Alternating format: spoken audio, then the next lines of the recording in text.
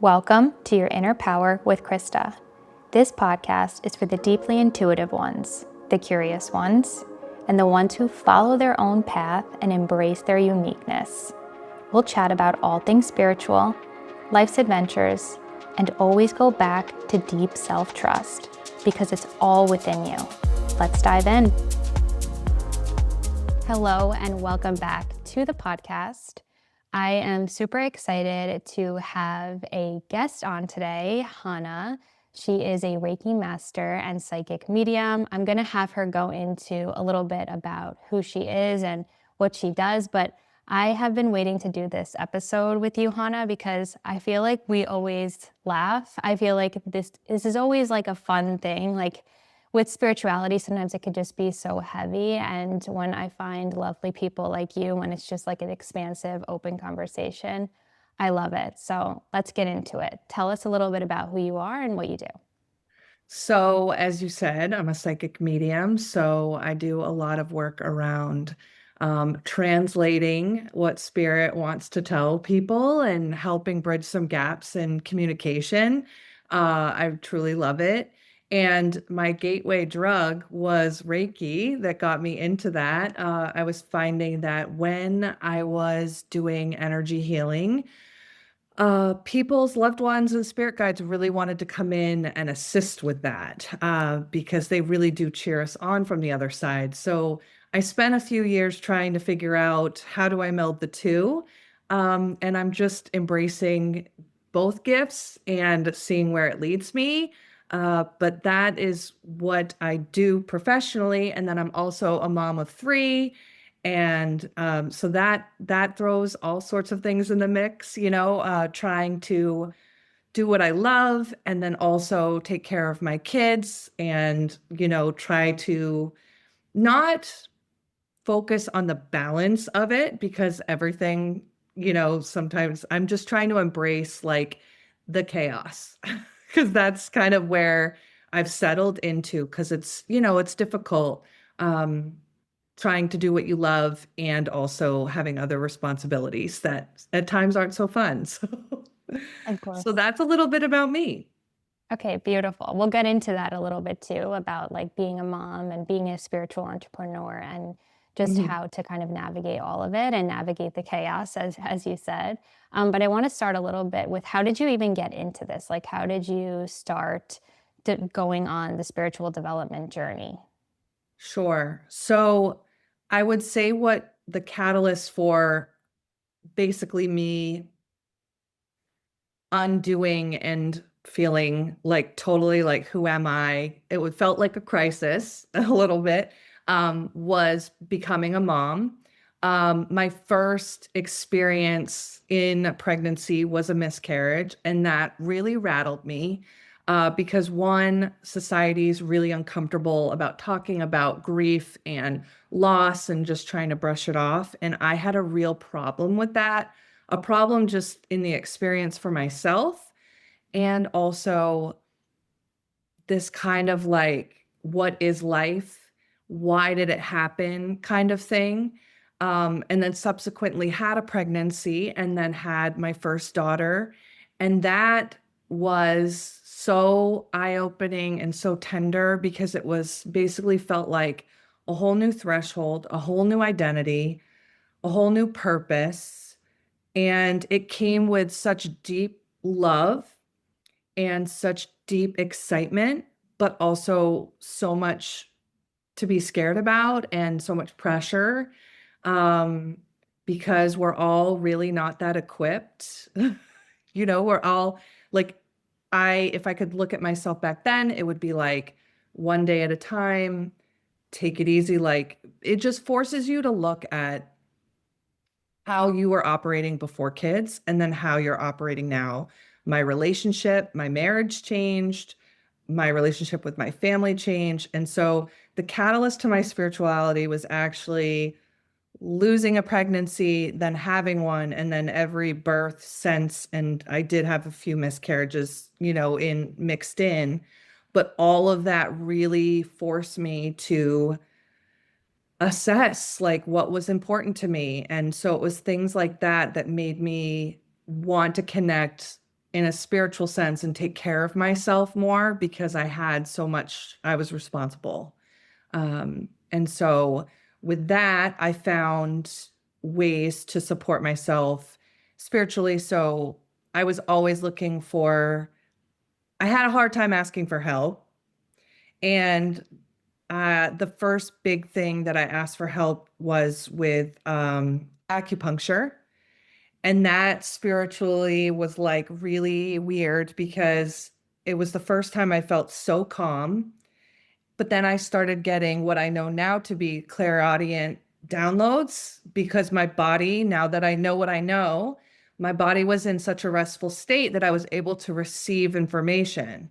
And so the first time I was navigating secondary infertility, and the woman was so beautiful, held such beautiful space for me, said, you know, the baby's going to come when it's going to come. There's absolutely really nothing wrong with you.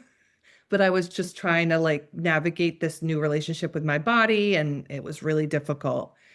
And I heard the word doula like 100 times while I was on this table because they give you time to just like meditate and relax. So I was like, this is so weird. Like, why am I hearing the word doula over and over again? So I went home, I Googled it, and I resonated not so much with the birth part, but the postpartum period, which is the period after you have your baby and you do newborn care. And there happened to be um, a class to get certified right in my area, and it's very rare to find that.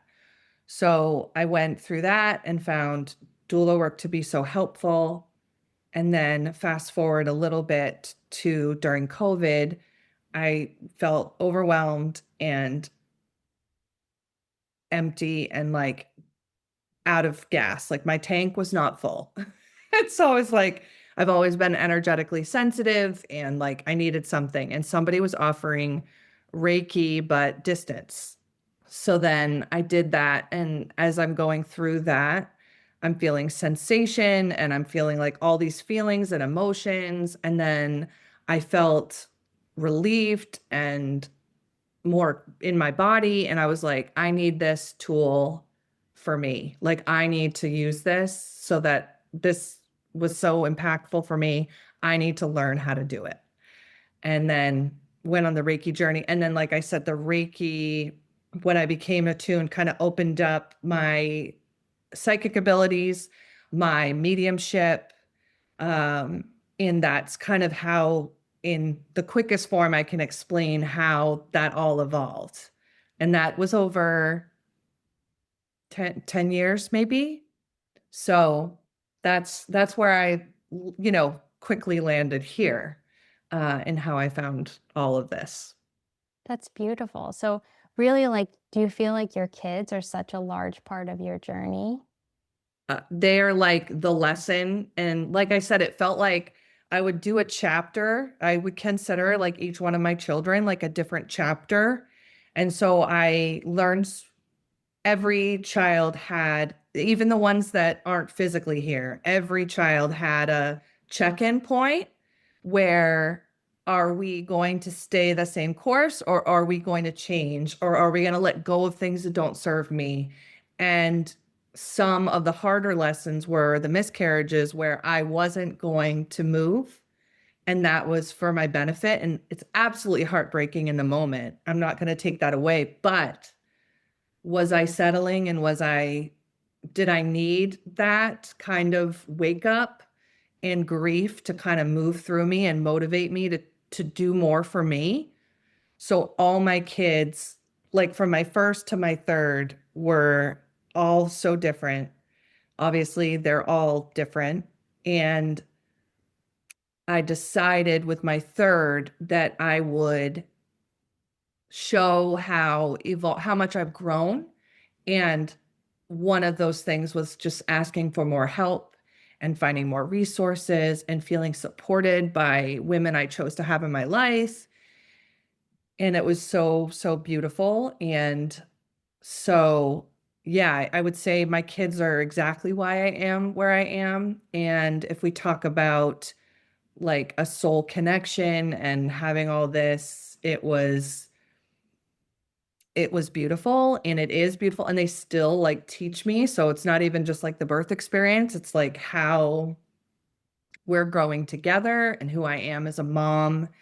Um, and I think that that'll just continue to challenge me and help me grow. So it's almost like you have a spirit team, like in person, is how I would describe it, just because I work a lot with people's spirit guides. But it's like your children act like guides for us.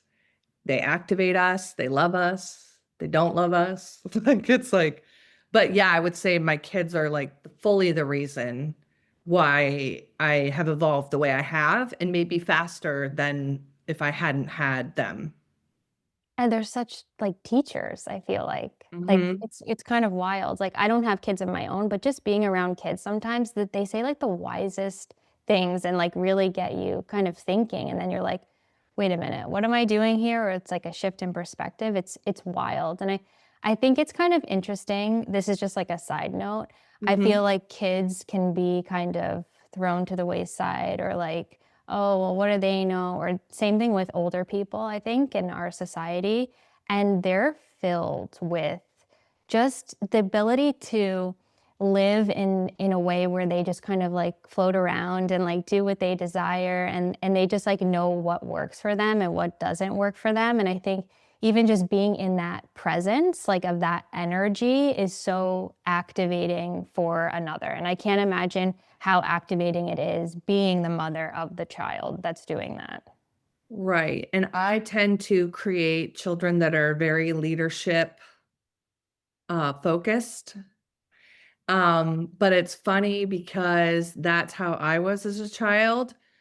But when I grew up, everything was very, no, that's not right. Like everything was mirrored back to me that I didn't know what I was talking about. When looking back, like I had a fierce knowing, a fierce intuition. And so I really believe we are born, if I explain this to people, we're born like so conscious and so like we actually know why we came. And then based on family and experiences and things, we start to forget those things. And so if there's anything I feel really good about, it's that my kids will forget things because that's just why we're here on earth, but they'll be empowered to believe themselves and believe like how they feel, because I've actually seen in real time, one of my older children to be like in like the school system being like, oh, I don't like that or whatever. And then it's treated as like, oh, that's disrespectful.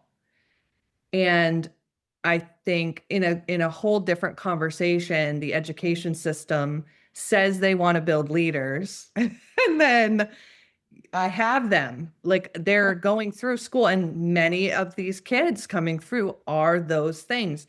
It's not conducive to that. You say that, and then you don't want them to be who they are. So, anyway, in the home, it's really important for me to instill that.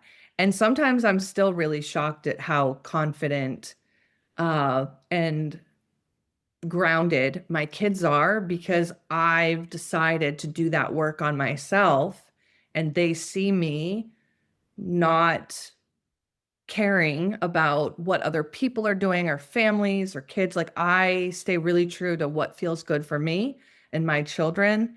And so, but that can also be tough too, because the old school way that I grew up was like, you need to respect me. It's like there's a mutual respect I have for my kids. And there are things that we learn together. And I still get triggered and I still like go hide in the like pantry or the bathroom every once in a while to take a breather. But there are my biggest teachers, my greatest gift, like, and they are so wise. Like they're so wise. So I actually can't wait to see how this generation grows. I won't ever speak negatively about Gen A or Gen Z or whatever. Like they're pushing boundaries because that growth needs to happen. And so I look forward to it, and even supporting intuitive work for children and kids, and knowing that that growth is so important to bring them into all these stages of adulthood. And, it's tough navigating younger years too. Oh So, yeah. Oh my God.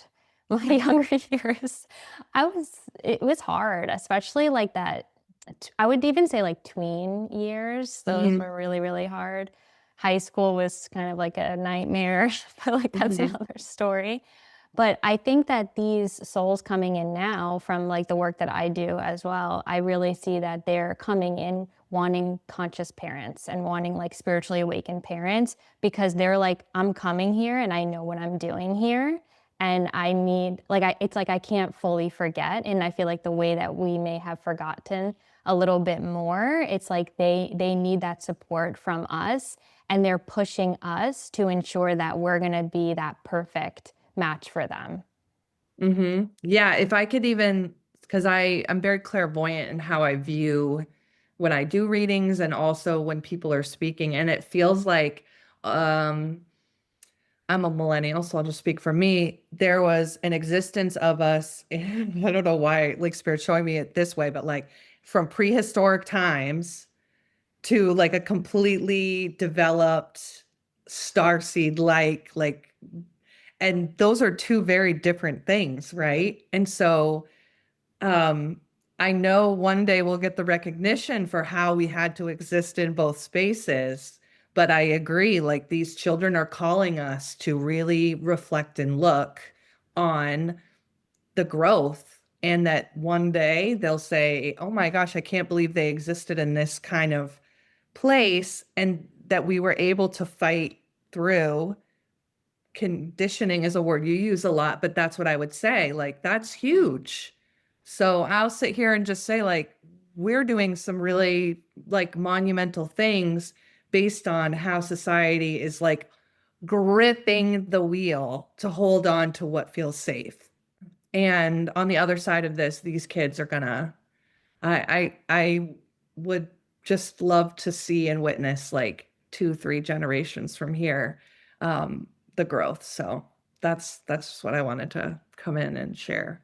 Yeah, I completely agree. Actually, like I have goosebumps this whole like conversation. It's like all the spirit babies. It's like all the ones that are like, we're ready. We're just waiting for you, like we're gonna be the perfect match. And I think it's just like wild to think about it in that way and like how far we've come. And I'm sure the people that are listening to this podcast as well, like sometimes we forget to give ourselves a pat on the back because we have broken through so much programming and conditioning and like because I know for me I'm sure you too as a child very intuitive, very like open to energies and all of that and it shut down more and more over time and it was natural for me and I just like forgot and remembering that now so many more little like pieces of my childhood I'll like remember I'll be like oh yeah like I did have this whole crystal collection and I called it rocks but it doesn't matter like Right. why was I drawn to going into a crystal shop with my mom like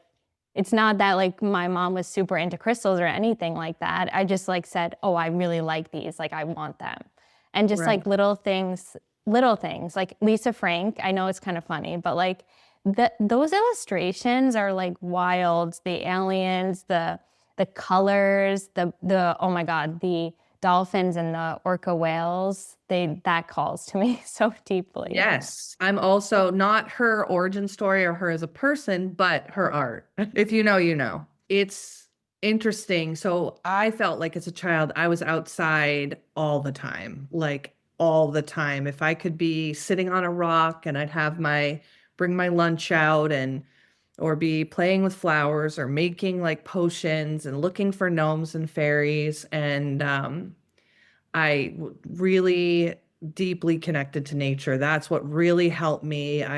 My upbringing was very chaotic, to be honest, and that was what, I'd have my cats and my pets and my dogs and like loved nature and animals, I think is what was very like mystical and magical about like my childhood. And that's what really kept me sane and like myself. And so you could always go outside, whether it was raining or, the sun was out. And um, Yeah, it's interesting to look back. And I do say that looking at childhood tells you so much about how you can make decisions in adulthood and how you can get back in your body in adulthood. You have all those answers. Like you just have to be curious about what you loved and how you experienced the world because you were so tapped in. Uh, so I try to help people realize like it's not so far away from you. Like if you like the Lisa Frank stuff, like go to Dollar Tree and you can get the stickers. I have them in my like I have a caboodles um because I never got to have one as a kid. So I was like, let's fulfill all these dreams of things that I would love. So I have like a Hello Kitty figurine and Lisa Frank stickers and GIMP, like glittery GIMP, and I just have that as like my sacred like container to kind of check out of life a little bit. A good way to do that. So it's just fun to explore those parts of you, and I encourage people to do that too. Yeah, I agree. I mean, like, I love my nature walks outside. And my mom told me a few months ago, she was like, we actually have some tape. She's like, I don't know where the tape is of you on a nature walk. Like, I guess I went with her and we like taped something that like we were both saying on this walk.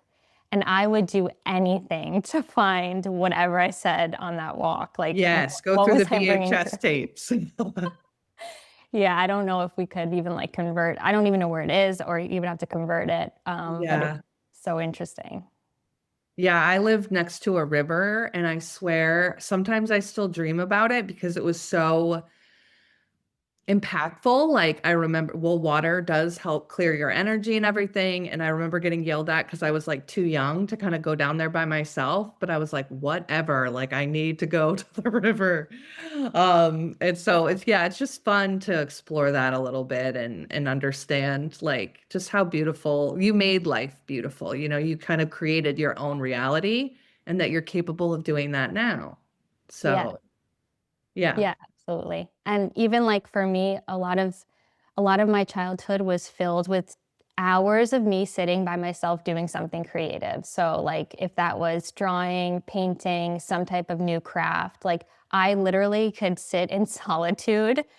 No one would be like I wouldn't speak to anyone. I would just be like fully in the craft and I feel like that was like my flow state or something and I would just Yes. yeah, right?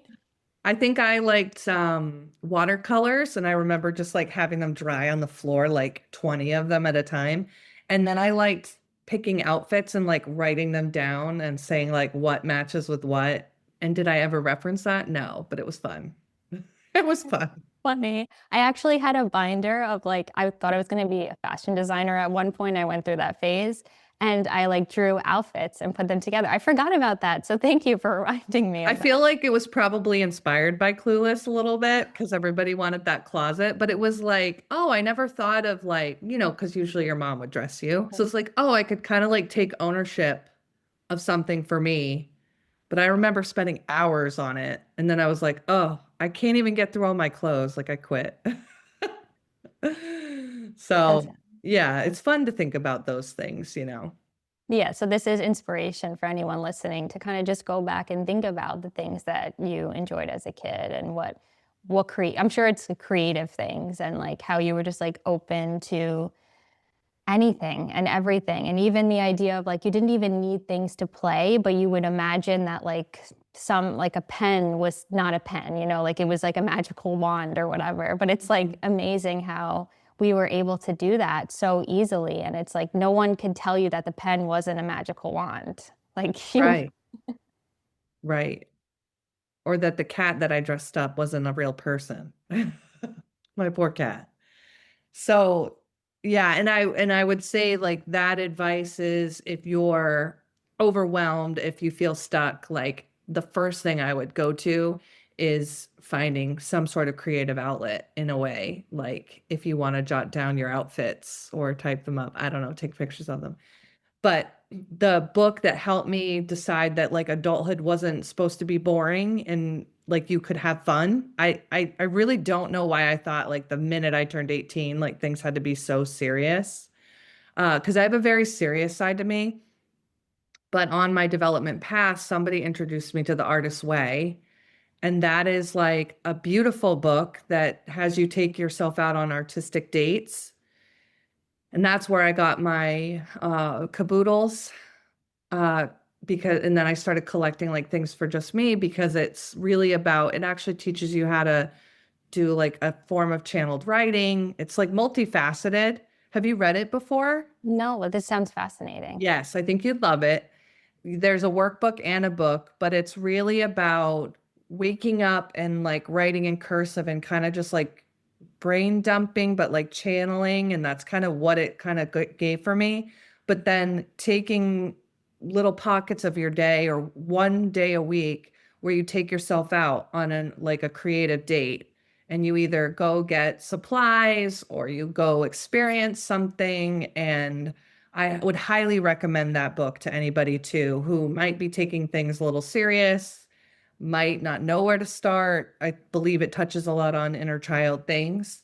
But that really helped me be like, oh, so like, yeah, I can have fun. I can explore. Obviously, my kids helped me do that, but I also didn't identify because my parents didn't play with me. And so I know a lot of us parents, it's funny, I'll go into a concept too that you'll find interesting. But I was like, oh, I don't really play with my kids because I didn't have that done for me. But then the artist way was like, oh, you can totally play in whatever way you find exciting. So I can like invite them into things.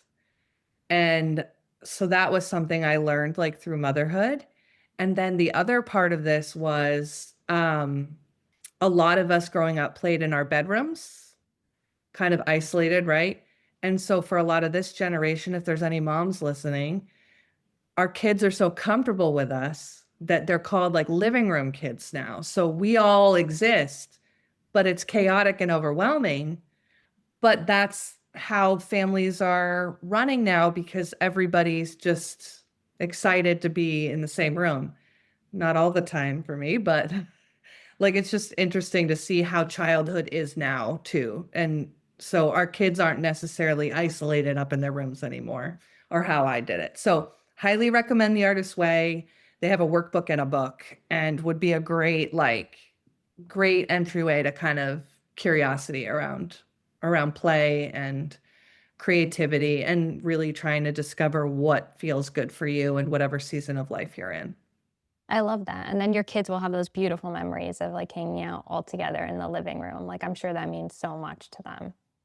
Yeah, or even witnessing like me in adulthood have my girlfriends over and they hate the word that I say. We say girlfriends, they say besties. So my besties over and we craft and we're making, and it's just us adults. So, because I want my kids to be like, no, I don't have to like be serious when I have my own house and my own stuff. Like, it's so important to be in community. And there's so many craft communities that are like coming together because so many women they need something to feel like they don't have the burden of life on their shoulders.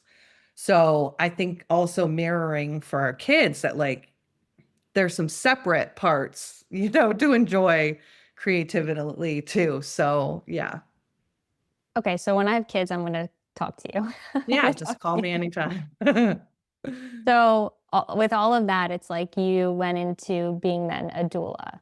So, how did that kind of work, or what were your experiences with that? I just loved being in almost that liminal space that I knew so well that was with two people generally that were going through the threshold of parenthood. Most of them were first time parents.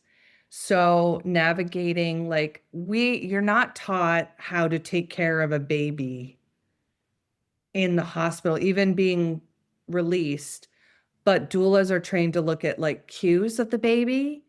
And there's more than just crying. There's different body language and things of that nature that you look for. And I was like, whoa, like every parent needs to hear this. Like every parent needs to know this. So the education piece was so important for me. And then meal prepping and supporting like most people were sleep deprived.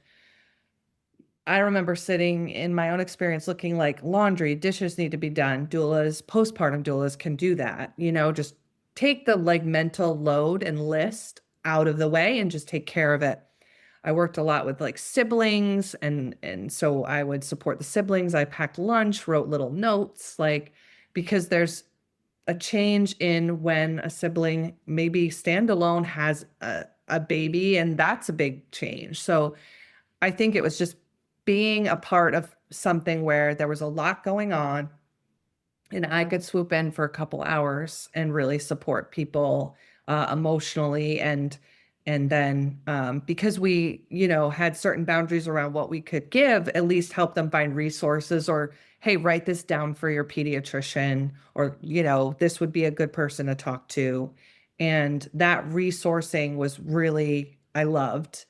And I it was short-lived though because COVID hit and then no one wanted me in their homes. So I loved it so much, but then it just became hard to do. So that's when I, went into Reiki and doing all that. But I still carry all those skills. And when after looking at my like human design and astrology, that's just like a doula is a perfect spot. It actually really reflects who I am, which is like a deep nurturer, mother-like, you know, energy and an educator and a teacher. And so if I could label myself that, that's what I would do, but I don't do that now, but I carry those same sentiments and those same themes that I never leave people I work with without resources or without ways to continue to support themselves outside of when we work together. So I find that like interesting, and again, like who would have thought hearing I had to hear it 100 times on that acupuncture table to even like decide to look into it. But it's beautiful work, and I did end up using them for my third birth doulas and postpartum doulas. And it was just a very unique, beautiful experience. And so I would say anyone curious about doula work or hiring a doula, it's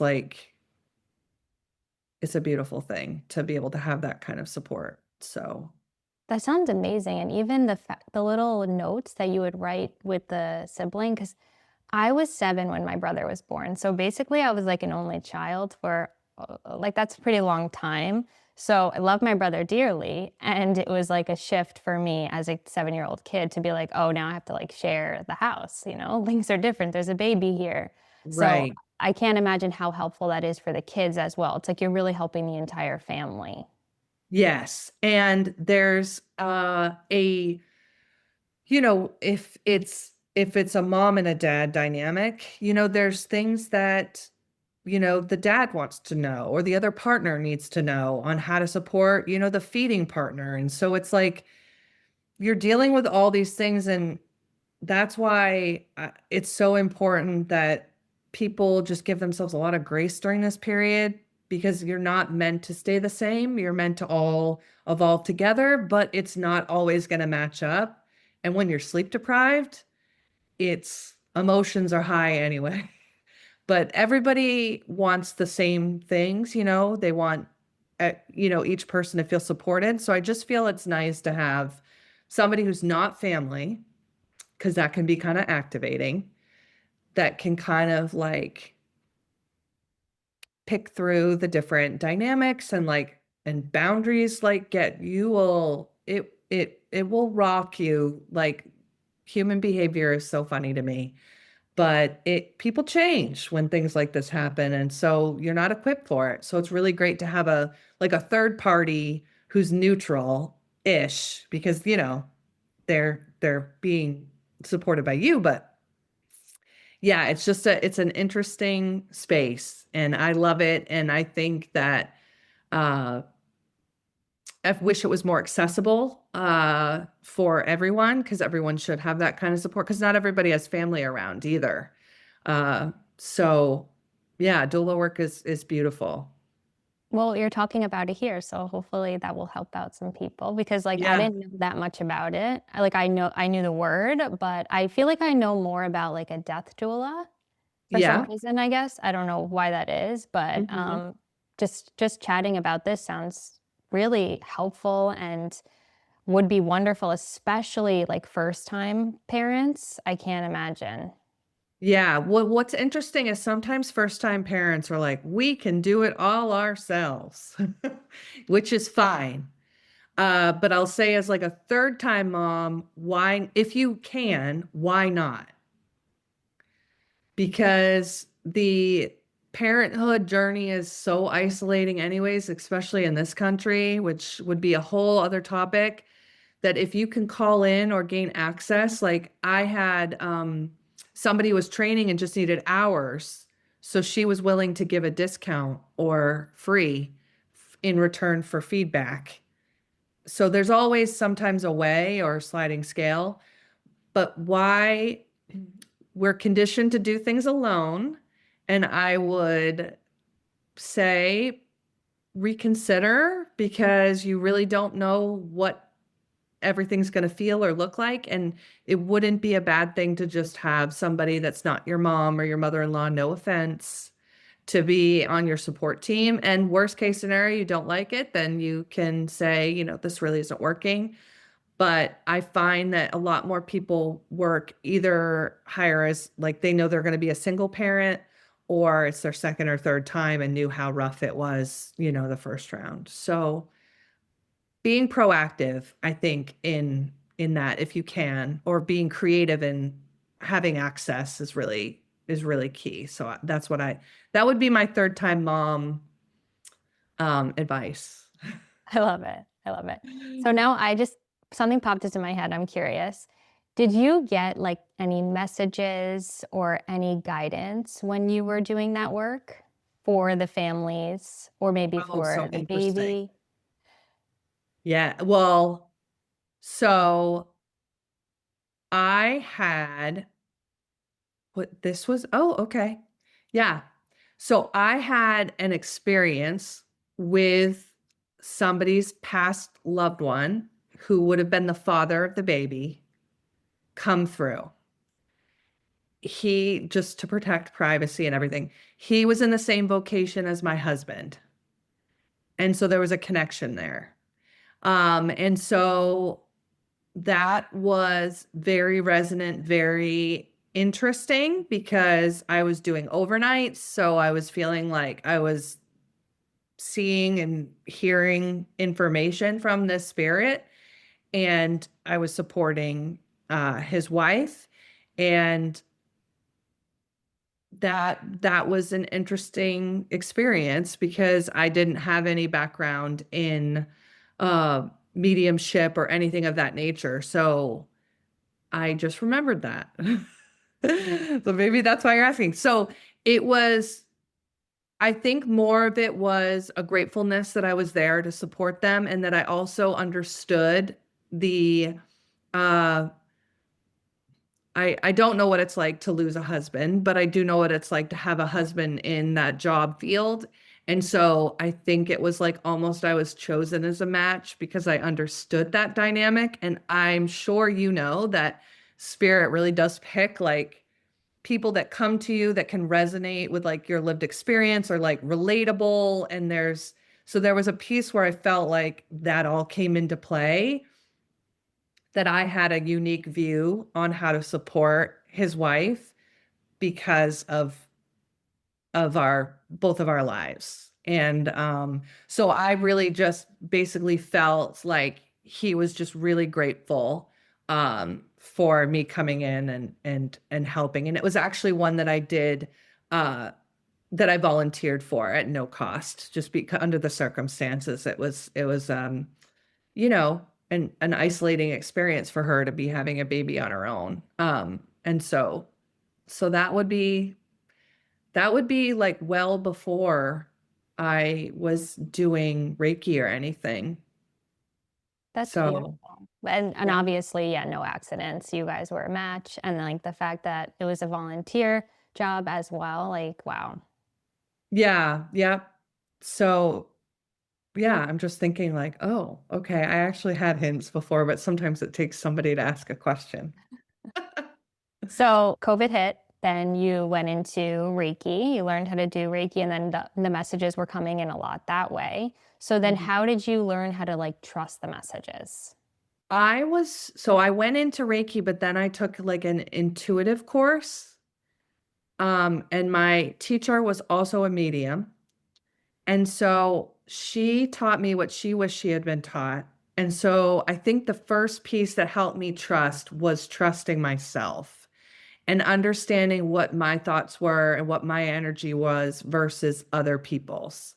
Because I will tell you, before that awareness, everything was muddled and I was overwhelmed and anxious. And so I would say I felt a little naive about what exactly was happening. And I think it had to happen that way because I would have overthought it and then not shared. But I remember during my practice Reiki sessions, I would just jot down what came through. And I remember I wouldn't word it now this way, but because I was practicing, I was like, okay, I'm seeing this. Can you connect with it? Like I'm just going to share what came through. And I had to just spill it. And then a lot of the people I worked with were like just piecing the puzzles. And then basically there was one instance where there was so much evidence. It was her dad who had passed on, that had to help me along the way. And so it was, I think, the understanding of my own energy and my own inner voice, and then trusting that, or it was more curiosity would have been the word, not so much trust, just curious to see if that made sense to them. And then that built. But there was a time when I trusted that and I had some experiences that felt a little bit scary for me, or a lot scary, where I wanted to question even doing it anymore. And then after a little bit of a break, I was like, I just love this work so much that I want to keep doing it. But I would say it started from a curious lens. And then the more I built inner trust, the more it became clear that me not saying what I was getting doesn't serve spirit the way that, like something might not make, I can't control whether it makes sense to them, I guess is like the overarching kind of theme. Like it's not my job to like anticipate if it's going to be wrong or not. Yes. And so that's kind of where, and at times I will say, like, I can still catch myself being like, this sounds ridiculous. Like, but, but I push myself, but the inner voices still sometimes pop in. It's like, but pushing through that always yields like, oh my, sometimes the most resonant things. So I'd say it's not like perfect. I'd say just because like I'm a human person with like experience, sometimes I still am like a skeptic of myself, but it's important for me to push past that because sometimes those are like key things that people need to hear or that might resonate later. So that's not my business, I guess, basically, is kind of where I've settled. So that would be. Yeah, it's like you're not gonna understand. And like to try to understand it or like it's you just don't know, you know, and it's for them to unravel and like whether they understand in that particular moment or it's 10, days from then or 10 years from then, it's like you don't know what kind of unfolds. And then the best we can do is just trust, trust, Mhm. trust. But I do have to say that when you were talking about the writing, that is something that was really helpful for me in the beginning too, of just kind of like writing everything down that was coming through and just being like open and curious instead of being like, I don't know if this is true or like, I don't know which is my mind making it up or what is the intuitive information. Just writing it all down and having that like evidence, I think over time really shows you like, oh, wait, I was right here or like this thing happened or like I received information in the same way as I did like the last 3 sessions. Like it's very, very interesting and it's really helpful to have a paper trail. Yes, yes, and I would say that it was interesting in the beginning of my development that I would receive. So I had a teacher that was like it was good, so extreme with boundaries that with me who had none, it was a little intimidating, but that actually helped me a lot. So prior, when I was practicing in sessions, I'd start getting information from spirit. Because when you sign up, you're saying yes. And I think on both ends, not so much for me anymore, but on the person signing up, they might start having things come up or themes come up that relate to the reading that you'll have eventually. But I started getting stuff like I remember the rituals I would have before readings are so funny, when you're trying to figure yourself out. So I'd be getting stuff like an hour before, so I'd be just jotting stuff down. Now I've honed it where I'm like, hey, I can't really, it's not good for me to be having an open line phone for you to call me like when you think of something really intense. Like I'll start about 10 minutes before we get on the call and you can start rapid firing, but for me and like, everything, I can't be like the weeks before getting information from you. So that was an interesting like part of it too is boundaries. And I always say like I think the self-awareness piece is what really um elevates your experience in I would say this in parenthood and I would say this in anything you do. The more self-aware you are, more boundaries you have, the more confident you are, the more you know yourself. That's your gift. That's the best gift you can give. So, um, but yeah, the boundaries were interesting for sure too with spirit. So, That is interesting. But they are working beforehand. Like I remember I went to a reader and it was a mediumship reading. And beforehand, I was like, I just put out this call to my spirit babies and I was like, okay, I've been getting a lot of messages from you. This is like not, I don't even know if I was spiritually developing it. I've been getting a lot of messages from you. Could you just tell like the medium that I've been getting messages from you so we can confirm here because I would like that. And then when we jumped on the call, she was like, I'm feeling two spirit babies here. And I was like, thank you very much. But even though like I said it beforehand, it was like it came in for her at the yeah. time. She was like, I'm open and ready to receive. Hmm. Yeah, and I feel like there's an excitement for when you actually follow through with what's been hinted. So I feel like there's a kind of like they are trying to find a person that can translate their messages to you, right? So once you say yes to that, that energy starts building. It's beautiful. And when you even I would even encourage anybody getting a reading. I think it's great even before your spiritual development. You're like, "Hey, send me a sign." Like highly recommend having those kinds of things to ask and to communicate because it does help. It helps the reader and it helps you get the answers you might be looking for. So it's a fascinating thing. So then how did you know that it was time to kind of go all in with your gifts and to create a business out of it and all of that? I had a job before my doula work and I worked at a spa and I loved it and I loved all the women. And I actually had to have a bad experience going back there for it to be like, I could never go back again. So I just went to go celebrate a friend that was leaving, and I had a really bad experience with a former supervisor, and my baby started to cry, and then I started to cry, and I was like, I remember calling my husband, and I was like, I can never go back here, and I can never go back to working for someone. So that's what really like I was like, I want to be present for my kids because my husband's schedule is changes all the time. And I want to be able to do this either doula work or the spiritual side was really starting to build. And I decided that I'm better fit to do the spiritual work after knowing that the other option that felt cozy and comfortable was no longer an option.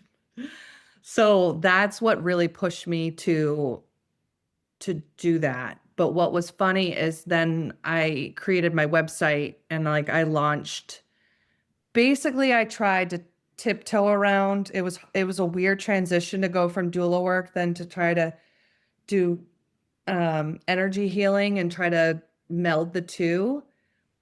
But then I got so overwhelmed because I was like, oh, I have to serve everybody. And like, here's my website, and here's some weird and different things I do. And but I'm still a doula. And then I think there was a period where I was like, this isn't quite it. We're almost there. And so then I had to drop the doula and do the standalone for a little bit. And then from there, it's grown and still committed to that work. But it was like a weird rejection questioning stage for me. And so I think it was kind of layered in showing me that like there wasn't going to be anything but this. And since then, still doing a lot of learning and a lot of trial and error and experimenting, but knowing like I have full control in quotes, over how I want to experiment, how much time I give into it, and I do truly love it. So that's how I got here, and it's been a lot of times like second guessing and questioning and in uncomfortable places, and but all of it's like still leads me down this path and I love what I do. So it's been an interesting way to get here for sure though. I kept laughing because I was thinking about like the recipes for me and the spirituality of like, oh yeah, I have both. Here's a recipe, and then here you want to get a reading. And that stage was so like confusing, and it was like I really had to choose. It took a second for me to be like, oh yeah, I'm going all in. It takes a second for that to happen. But amazing the way you really like bet on yourself, and you continue to do that. Yes. And it's like it's been such a I feel like the my personal development has really worked in tandem with my business.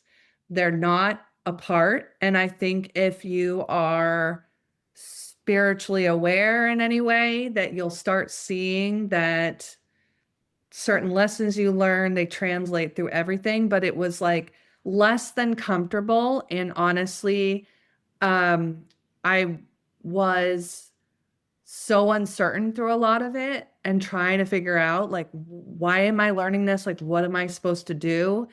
And I love people so much and I love taking care of people and nurturing people, but like my biggest lesson was doing that for me so then I could serve other people.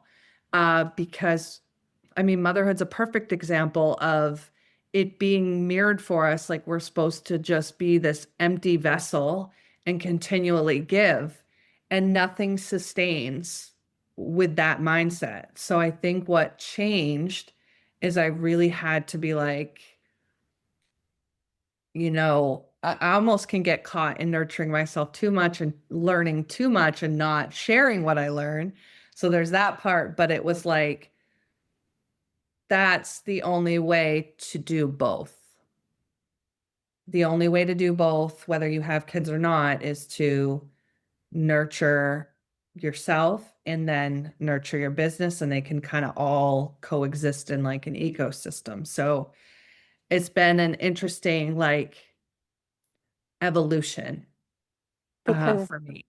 yeah, and you personally are so intertwined within the business. Like when you have your own business, I mean, I don't even think it just needs to be spiritual because I see it with my husband too. He's in real estate. It's just Hmm. like everything you do is intertwined with the business, or like the lessons within the business are what's going on within a relationship in your life. It's like a mirror. It's happening at the same time. It's like if you have your own business, I feel like it's personal development 10 times. Like it's wild. It's crazy. But it's beautiful at the same time because it forces you to grow and evolve, and that's what we're here to do. So Right. Yeah, and it is interesting now that you say that because my husband has his own like side business too. And sometimes the advice I give to him, I should really be taking for myself too when I look at it.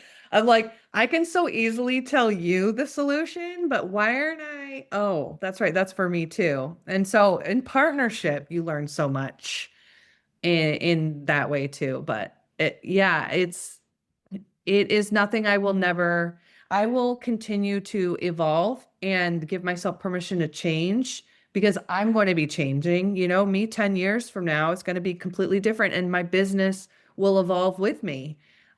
Will that be comfortable and with ease? Probably not. Will it have some really like magnetic, expansive times? Absolutely. And that is part of the ride, I guess. And I would much rather be doing that, betting on me than working for someone else. I mean, maybe here and there I'll go do like something a little like cozy so I could like ring somebody up, but or maybe not. I don't know. I don't know. I completely, completely agree. I couldn't. Yeah, I'm not meant to work for someone. But I think I'm a really good boss, I have to say. In the beginning, I was horrible. I think I was the strictest boss. But I think now, Same. Oh, don't ever give a supervisory position to like somebody under 26. No offense. I was like, I have so much thoughts about that. But like the leadership part of me always existed. So there's that. But yeah, I think that there's a lot of growth in age. And it's interesting. Like I actually am about to turn 40 and I literally can't wait to be done with my 30s. I'm so excited, like to just close a chapter of this. I'm about to turn 30 and I Are can't wait to you? be 30. Yeah. Yeah, I think it's important for everybody, but I was like, never, I guess aging is such an interesting topic, but my 30s gave me so many lessons, and I am happy to enter a new decade knowing myself more. And so no shade, but my experience of my 30s was like an absolute roller coaster. And I will be happy to say like energetically and physically and through my age that it's done. So It's always like you really do get wiser with age. I think like we going back to the older people reference, as I was saying, like we throw away older people in this society, like they are so wise. Like the things that my grandmother has said to me, like I will keep forever and ever and ever because they are just the wisest words. And the more that we age, the more that we can, bring that through. And I think that's a beautiful thing. yes. Yes. Yeah, and I had some preconceived notions about age and like that everybody knows what they're doing and like they know their stuff, but I've seen all sorts of like I don't know, like we really are all just kind of winging it and just trying to do our best. And I think when you look at it through that lens, I think I've seen a lot of the older generation being really hard on themselves too. And like, um, again, we circle back to like all these generations are just, we're all evolving in the way that we needed to. And um, yeah, I think that it's important to go back to the respect that we had for like, not that it's not the when I say like respect for elders and things like that, it's not like do as I say, not as I do kind of thing. It's there's lived experience and wisdom that each age carries, and it, it's that we're open to hearing another perspective and we're flexible about it. And I feel like the inflexibility and the divisiveness is what keeps us from all connecting. Um, because I feel like somebody who's 70 or 80 or 60 plugging into people in their 20s and 30s and finding some commonalities is actually really invigorating for both. So, and I go back to like thinking about crafts, like anytime I've gone to like an older, for whatever reason, I signed up for a few day like classes and a lot of seniors attend it. I'm like, they love me bringing my baby, and I love hearing like, oh, this is like the ease of retirement and how it can feel to like go to a watercolor painting class. Like, there's something so beautiful if we could just see past some of these like ways we try to control each other. And that those are like my hot takes I love it. I on love it. That's wisdom part. beautiful. Yeah, everyone can learn from each other, and it doesn't really matter. You know, we put ourselves in these boxes and we label ourselves in a certain way, but it's like everyone can get something from another. We're all each other's teachers ultimately, right? Yes. Yes. Yeah. Okay, so right now, at this point in time, but you can change and evolve, what are you currently doing in your business? So, because life's crazy, I have an online circle called the Collective Coven, and I love this because it's once a month and we meet in the evening time from the comfort of your own home. And what it is a way for women who are curious about their spirituality or connecting in with their loved ones and guides and want a group of other women that kind of are curious too. And so I structure, and I like loosely say structure because I do tend to connect in with the energy of the people that have signed up and then build like the structure of that evening in the few days before. But generally, I do like a guided meditation or visitation that you have with your spirit guides or loved ones. We do a group reading where I use oracle cards. I do individual card pulls for everyone that's in attendance, and we do energy healing. So I try to like pack it with all my gifts to share. But then I love the idea of the participants having like self-discovery. So like hearing or seeing imagery from their loved ones and spirit guides. And I know sometimes with a busy mind that a lot of us have, doing something guided and walking through some certain visualizations is really helpful for people to connect. So I try to do that.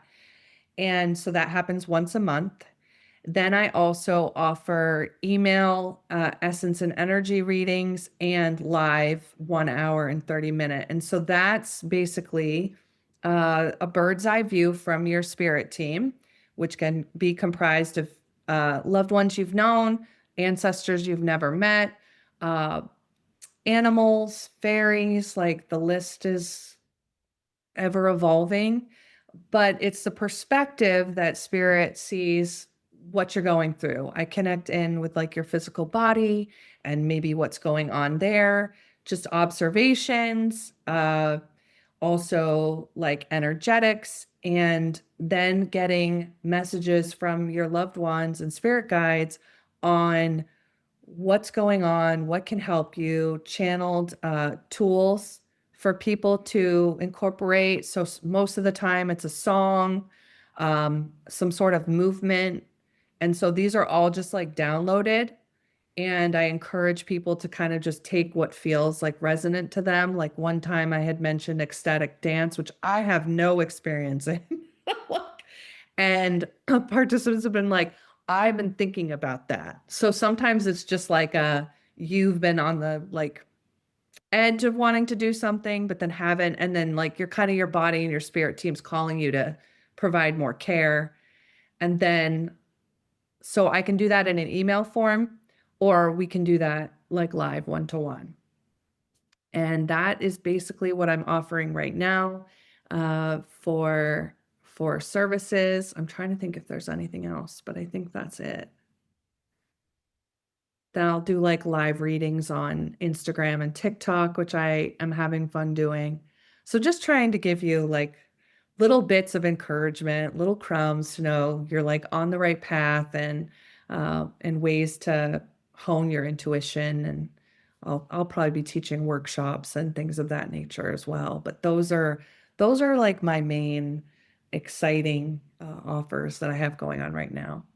Amazing. And I love how you give these little tidbits so someone can walk away feeling super empowered to be able to go on their own journey. So it's not just about the reading or the experience with you. They're getting so much amazingness from that, but then they're also being able to implement it into their life afterward. Yeah, and I feel like that's important. Like, I'm not the end all be all answer to everything. And I'm not the kind, you see psychic and you see medium and you see all these things. And for me, the kind of people I tend to attract are people that want to have multiple resources. They're not looking for me to provide them every little tidbit. They're looking for support. They're looking for some spiritual validation, but they're also going to continue the work outside. And then, so giving them suggestions, which is what they are, from energies that know maybe a little bit more what the future holds and ways to support you in the physical is so important to me. And again, that like doula hat on, that it's nice to have that perspective. And I feel like if everybody could have that, we'd feel less alone, more empowered, valued, or really more, we would give less F's about what other people think and how other people feel, because we know we're on this unique journey and we're supported with our spirit guides and spirit team and ourselves. And so, yeah, I try to really just let people walk away with options, in ways to feel like more in their body and more confident, about like whatever choices they make. That's beautiful. I feel like we should leave it there. Yes. Thank you so much, Hannah. Thank you for having me. I really appreciate you coming on. And thank you for listening. We'll talk to you very soon. Bye. Thank you for tuning in to this episode of Your Inner Power with Krista. If this episode resonated with you, please leave a rating and review. This helps my podcast grow and reach new listeners. You can connect with me on Instagram at Krista Nastu. And if you're feeling called to go deeper, links to work with me can be found below. Until next time, remember, everything you need is already within.